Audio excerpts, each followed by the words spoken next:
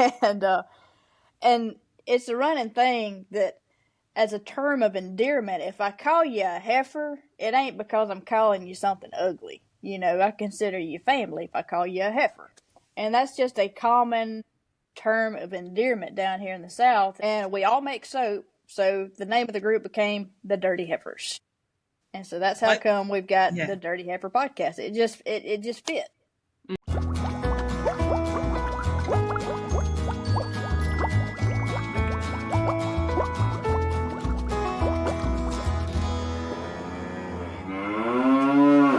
Never mind. All right.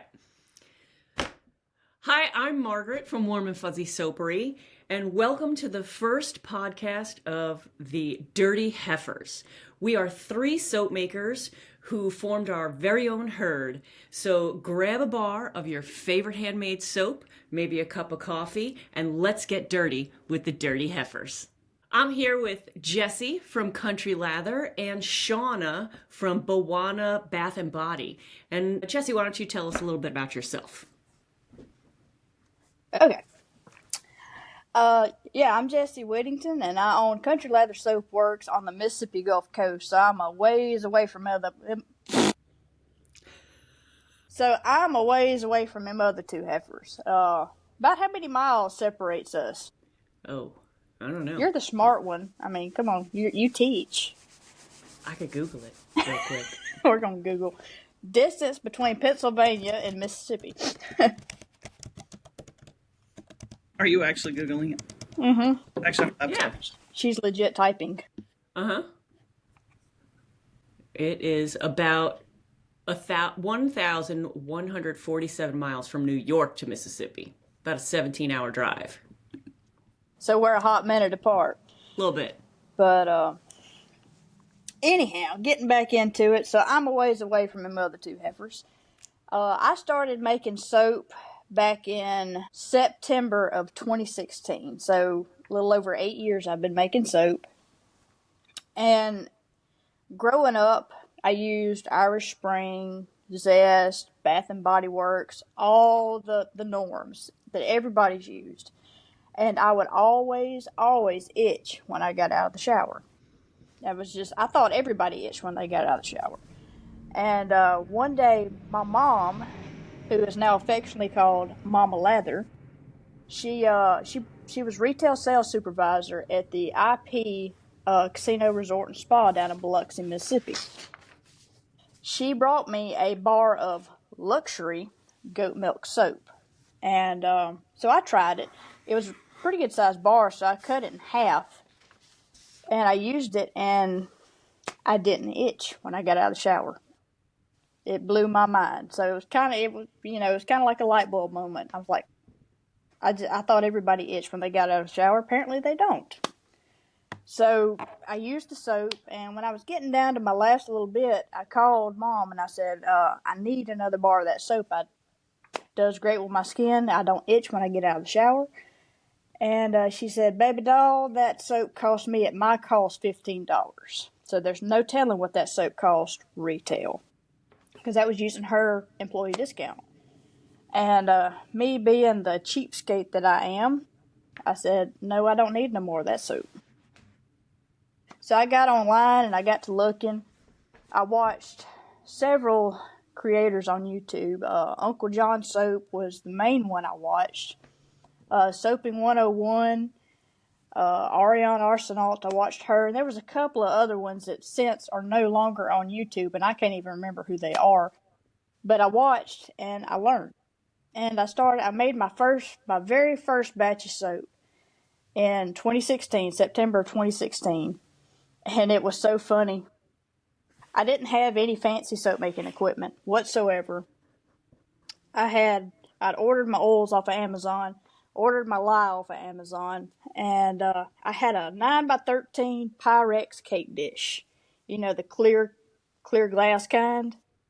And I took a Walmart bag and I put over the Pyrex cake dish. But the Walmart ink side was turned up. So when I poured my very first batch of soap and I unmolded it, there was a big Walmart logo across the bottom of it. That's funny. But yeah, I took a regular kitchen butcher knife and I cut it into chunks, and it worked. That was my very first recipe. I think it was like sweet almond oil, and it was castor oil. It had lard in it. It had coconut oil in it, and I think that was pretty much it. And I've been through, you know how it is when you're fine tuning your soap recipe, it takes you a while to do it.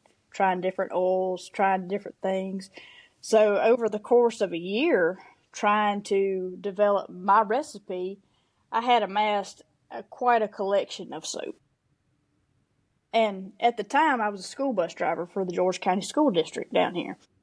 So I saw bus drivers, all throughout the day. And so I started distributing the soap between bus drivers and teachers at my kids' school. And everybody kept saying, this is really good soap. You should really try to make this and sell it. And I blew it off. They didn't nobody want to buy that junk. And it just kind of kept growing, and I got my first invite to a craft fair. A good friend of mine, the lady that actually helped me set up my website, she invited me to participate in my first craft event. And I made $200 at that first event, and that just blew my mind. And I kept making soap, and back then I wasn't Country Lather Soap Works. I was Jessie's Suds with a Z on the end. Super corny, super hokey. And once I started doing craft fairs, I said, you know what? We need a different name. And I kind of studied on it, and, you play with words and different things. And I was standing in the middle of my kitchen thinking about it. I said, I won't lather in it because you don't see a whole lot of soap businesses with the word lather in it. And I'm country, as my mama would say, I'm as country as a boiled okra sandwich. So I said, Country Lather. So that's how Country Lather was born. And a few months later, I actually went and I got my business license at my county tax assessor office. And I was just doing wholesale. I wasn't doing any retail. I was just selling to different stores. And then the pandemic hit. And we were all at home. I was not an essential worker.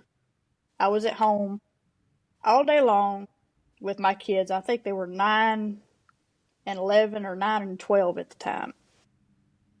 And there was a cool app that was going around that I was hesitant to get on called TikTok.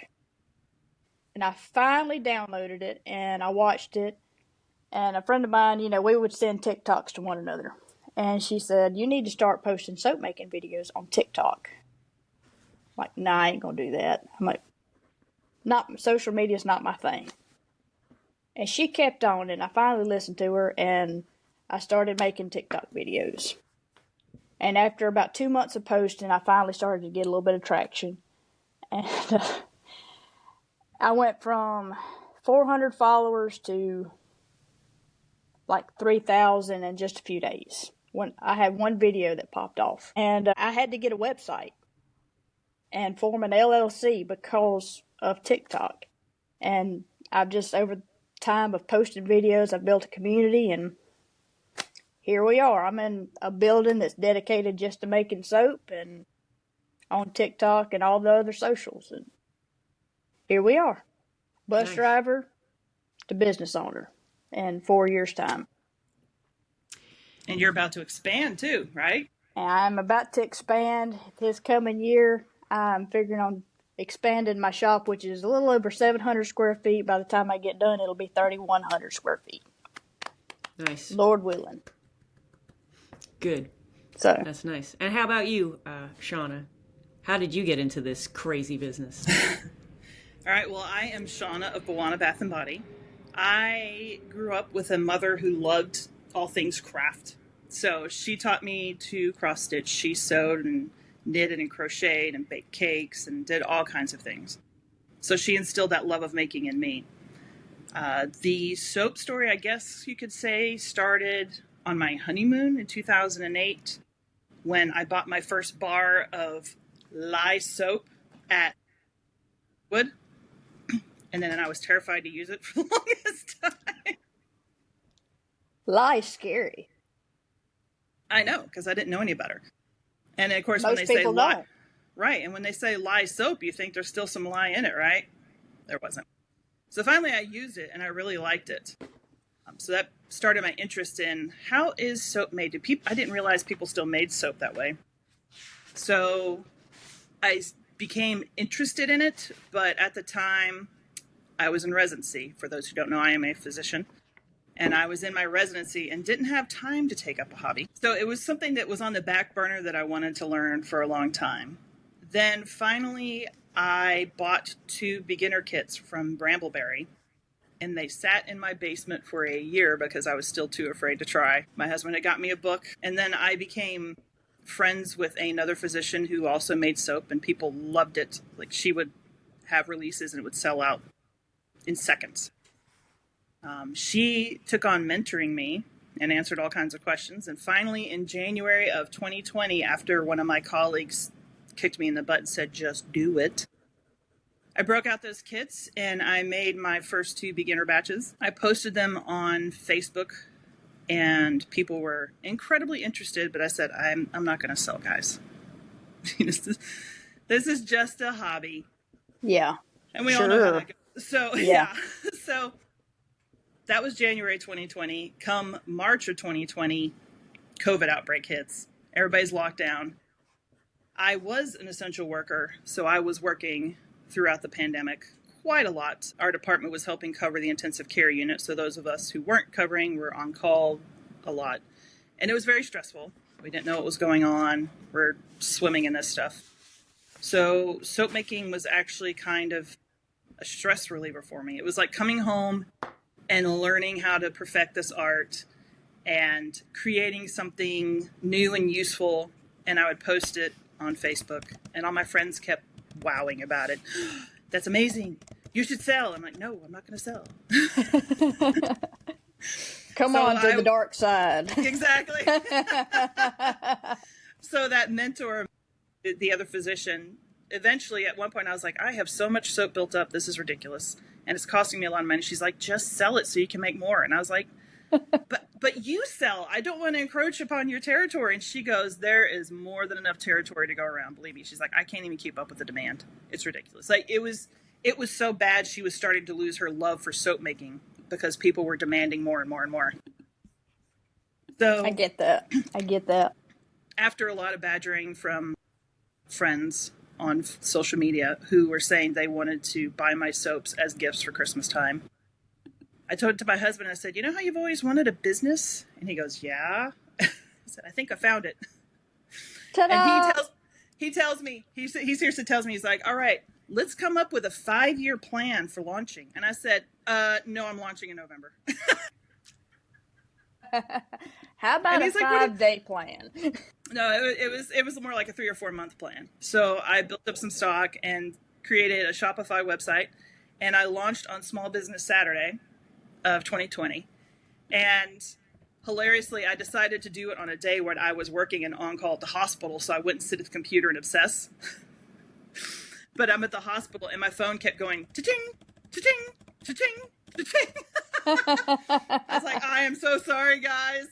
My website today, it is kind of popping off. And I had like 60 orders that first day, and it was incredibly humbling just from all the people that I've known throughout my life that are friends on Facebook. And ever since then, it's like slowly growing and things have evolving. I started adding more things and scaling back on things because I added too many things. But then, we got a new website. And then finally, my husband was like, you need to be more prominent on social media. And I had resisted TikTok up until then.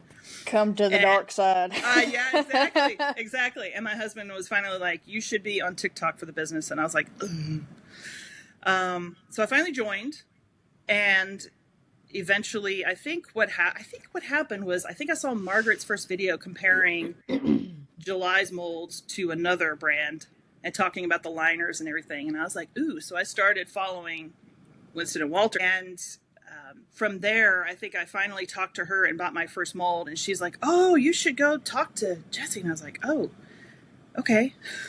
You had no clue what you were getting into. Well, I think I had seen your videos. I think I followed you both, but I hadn't interacted with you much. So then I started interacting some. And then from there, I said, what about this Margaret person from Warm and Fuzzy? So next thing, we were texting every day, I think, Jessie, you and I, or frequently. And then I just made a text chain with the three of us in it. And next thing you know, we're texting every day and harassing each other and make each other laugh. Oh, Lord. If that text could only talk. We should probably delete our history. We probably should. And just so everybody knows, the Dirty Heifer thing, we've got to talk about how that come to fruition. We will, but we should first hear about Margaret's journey. Yes, we really should. So let's do that. Then, Margaret, how did you get your start in soap making? All right, so very similar to Shauna, I am a lover of making things. I love to be crafty, and when I start a new craft, I get completely obsessed with it. So for a while, I was making candles. Well, I still make candles, but that was the first thing that we started doing. And my husband and I, John, would just watch candle videos all the time. You know, how to do the wick testing and, you know, which waxes were the best and where to get your fragrance, those kind of things. And one day we just let a video run through, and it happened to be Ariane Arsenault. And her next video, it went from a candle video to a soap making video. And it was playing for a few minutes, and I caught her saying something about the ingredients and how she started making soap, and how when you make your own soap, you can control the ingredients and really control what's going on your skin. And it hit me like this because my daughter Emily has eczema. And she's had eczema her whole life, but at that point, she was having a lot of flare-ups. I mean, really bad flare-ups we were at the dermatologist, we were limiting her diet, we were trying to figure out what her triggers were. And I thought to myself, well, hell, I can make soap. I can figure out what these ingredients are. I'm going to cure it. You know, not realizing that, of course, if there was a cure for eczema, somebody would have come up with it already. If soap could cure it, it would have, you know, it would have happened already.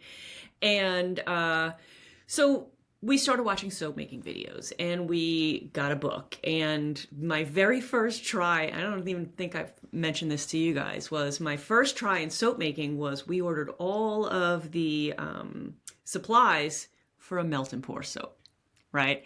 So we got this melt and pour soap, and you know, I'm a go big or go home kind of girl. So Hold my beer kind of girl. Right. So I'm taking that melt and pour, and I'm trying to make swirls, and I'm like, this is not working like they do on the videos. And that's when it dawned on me, like, there's different types of soap making. I had no idea, you know what, I was green. So there's melt and pour soap, there's cold process soap, there's hot process soap. We will explain the difference in all of those in future episodes. But at that point, we went and we got some cold, you know, we figured out we had to go get some recipes and start playing around with our stuff for ourselves. And like Jessie, that's when I realized that we are not supposed to be itchy people, right? I thought my entire life that winter skin was itchy. When it's winter, the heat's on, so your skin is dry, so you're itchy. And I would literally sit in bed at night and rake my nails up and down my shins, sometimes to the point where I was bleeding because it was just so itchy. And when I started, obviously, before I give my soap to my daughter, I'm going to test it on myself.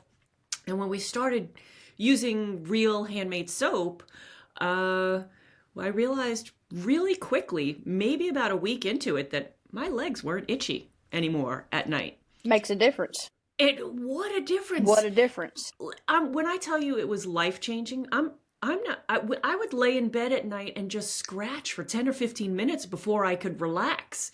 And it actually changed my entire life. I mean, it sounds ridiculous, but it did. So we perfected our recipe and start, again, like Jessie, the soap just started accumulating. You know, my daughter had Soaps sensitive everywhere. skin, but she couldn't use the amount of soap that we were making. And I'm like, oh, I like this fragrance. I want to make a soap with this fragrance. And I want to make a soap with this fragrance. And I want to make soap with this additive. And I want to put this in my soap. And let's see how this does it. And so eventually I just had so much soap and was giving it all away. I decided to, you know, sell it as well. And just like ladies, TikTok was the big thing. So I had TikTok already because I had teenage daughters and I wanted to monitor what they were doing. You know, I wasn't on TikTok, but I had TikTok.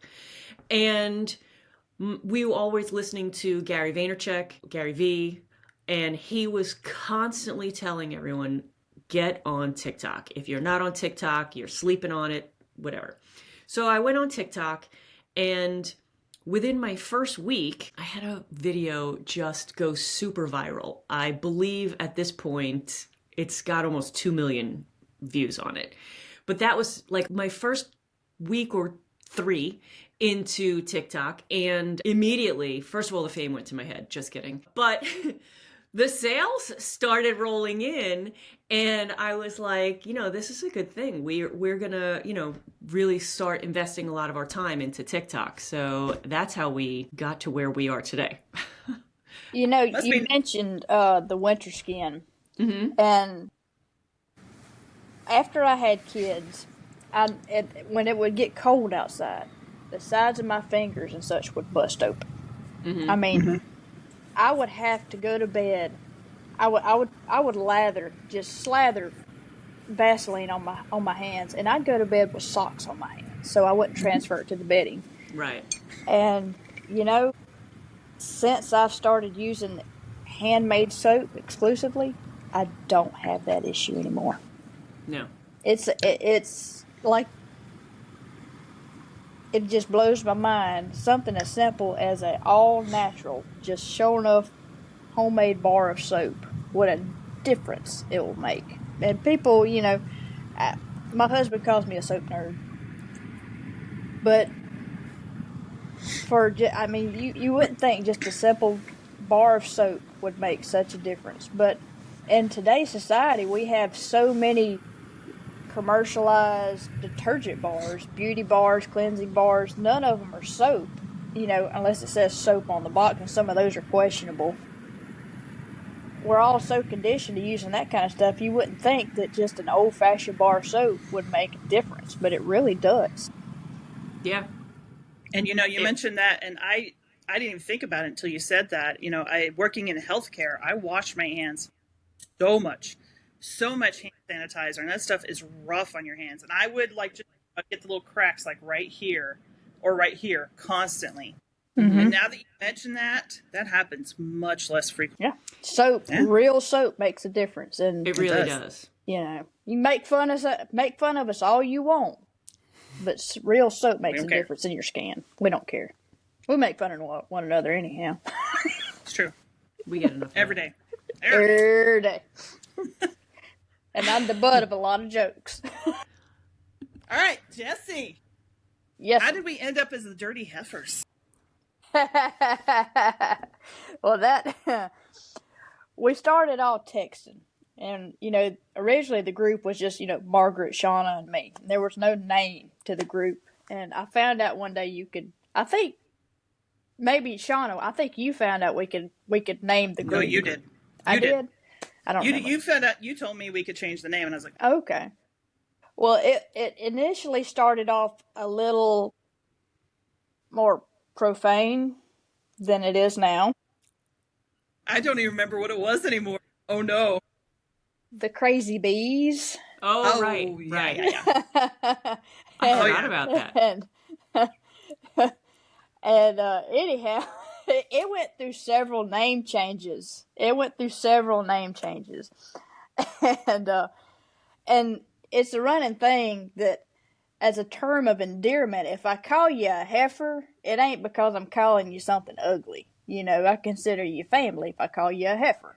And that's just a common term of endearment down here in the South. Is, you know, some folks call one another hookers or whatever, but I use heifers.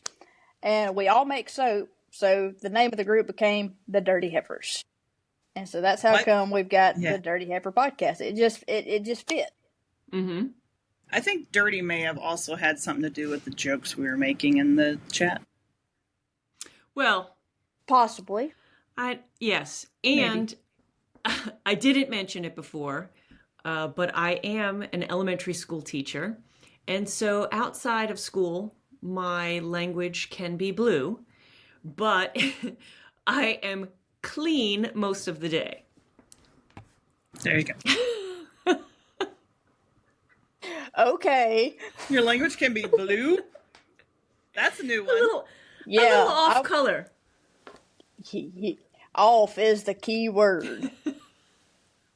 Off. O-F-F. No, O-F-T. Oft. The exclusive chat. Exclusive And chat. no, where you're not inviting anybody into it. No. That is... No. No. That is us three. We can have all kinds of other chats, but the Dirty Heifers is us three. Off limits. Here on the Dirty Heifers podcast, we are going to be talking about all things soap and small business. So while we might refer back to soap because that's where we are from, we're going to be talking about the behind the scenes, maybe how to set up your business, how to set up your websites, what kind of social media we do, and not only the business side, but we're going to eventually be having some interviews with people in the soap making business and then in other businesses as well. So, like this people who are suppliers, maybe bankers, some lawyers.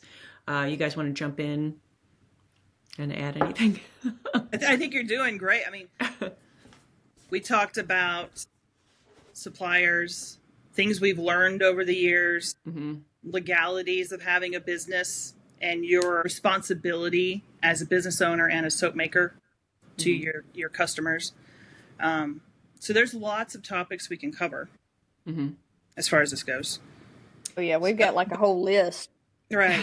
But we are always open to suggestions. Exactly. If you have any feedback or questions or topics to suggest, you can email us at dirtyheifers@gmail.com. And that can be either addressed to Margaret, myself, Jessie, or Shauna. Because I'm also afraid we're going to run out of things to talk about if we do every week. Sean. Yeah, well, then we can we'll never run out of stuff to talk about. Right. Then we could like bitch about people. Or we could talk about like, did you see on the Facebook group today, the Saponification Nation, the coupon thing? No. With one of the suppliers. I forget which one. Okay.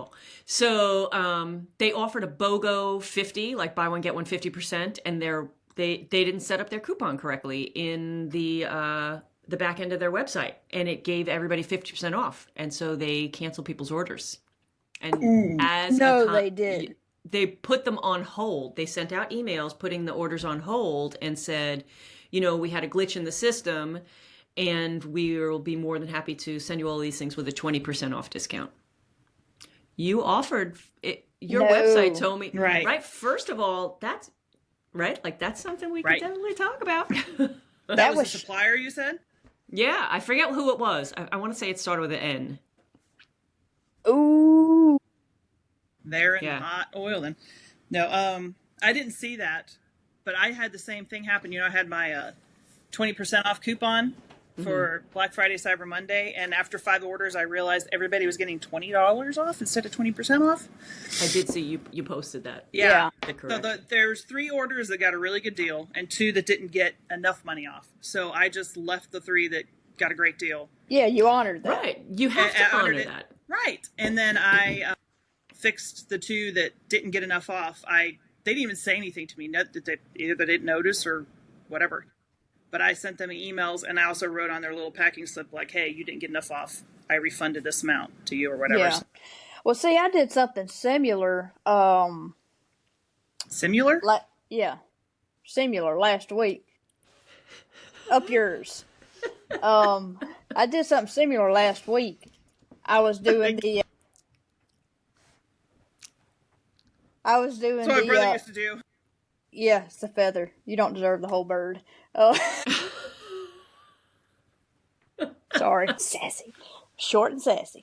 But last week I sent out an email, and it was I think it was like 25% off with a promo code. No, I sent out the email 30% off, and I put it all on my socials, 30% off. And I had it set up on my back end. For anybody who is watching, when we say back end, we mean the back end of our website, not Right. Not our back ends. Yeah. Anyhow, squirrel. We had it set up as a promo code on my back end. So I had people commenting on my posts and such as that, saying, "Oh, that is this an automatic discount?" And I thought about it and said, "Oh crap!" So then I went back and I set it as an automatic discount, so that there was, because I didn't advertise any promo code, and for all the people that had ordered after the time that I posted that, I went through and I refunded, the amount that I promised on my social media post. You got to honor that stuff. Yeah. My last sale last week, I had up my cranberry fig bars from last year. I had them at $3, right? They were on sale. So I was clearing them out because I'm putting in a whole fresh new batch. It's a year later, and I forgot. And I made that, I made the listing private, because we were out of them. So then when I made the new cranberry fig bars, I put them on and I forgot to change the price back. And then I ran a sale that was 30% off everything. And the first person bought 10 bars of cranberry fig. Bet she did. And she was like, "Oh, great sale you're having, blah, blah." And I'm like, "Oh, wow, she got a lot of stuff." And then I saw what she paid for it, and I was like, "No." But of course I had to honor it because it was my mistake. Exactly. I mean, I get that they're a big company and, they make lots of sales, but then again, you got to stand by what happens, I'm sure somebody's in trouble. I had to laugh. One of the big suppliers had free shipping. One of the big oil suppliers had free shipping on Black Friday. I saw this. Yes, I was intentionally not mentioning names, but anyway,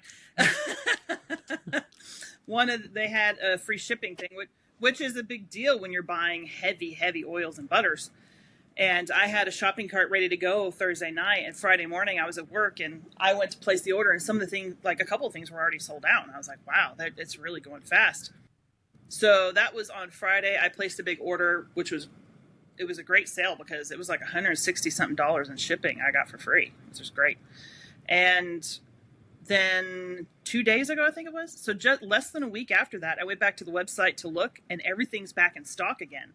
Mm-hmm. And I think they limited how much they could sell on that day just so they wouldn't get sold out, which is actually not, a terrible idea for that.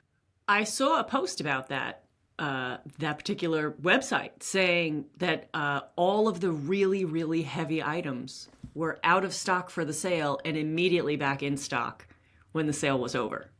So they could have just said, right, but they could have just said, "Hey, we're having a sale on certain items." It just comes across as shady.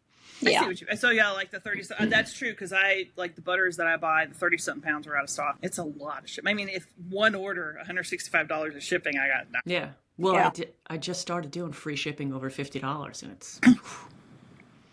I do 75. It cuts. It hurts. I'm now through Christmas. I'm doing free over $50.